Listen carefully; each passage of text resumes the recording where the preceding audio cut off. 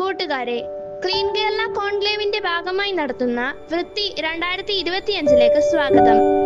ഞാൻ അവതരിപ്പിക്കുന്ന വിഷയം പൊതുസ്ഥലങ്ങളിൽ മാലിന്യം വലിച്ചെറിയുന്നതിന്റെയും തള്ളുന്നതിന്റെയും ദൂഷ്യവശങ്ങളെ കുറിച്ചാണ്. പൊതുസ്ഥലത്ത് മാലിന്യം വലിച്ചെറിഞ്ഞാൽ പലതരത്തിലുള്ള സാംക്രമിക രോഗങ്ങൾ പടർന്നു പിടിക്കുന്നു. മഞ്ഞപ്പിത്തം, ടൈഫോയിഡ്, ചിക്കൻ പോക്സ് എന്നീ രോഗങ്ങൾ നമ്മുടെ നാട്ടിൽ നിന്ന് ഏതാണ്ട് പൂർണ്ണമായും മാറിയിരുന്നു. എന്നാൽ ഇന്നിത് തിരിച്ചു വരുന്ന കാഴ്ചയാണ് നാം കാണുന്നത്.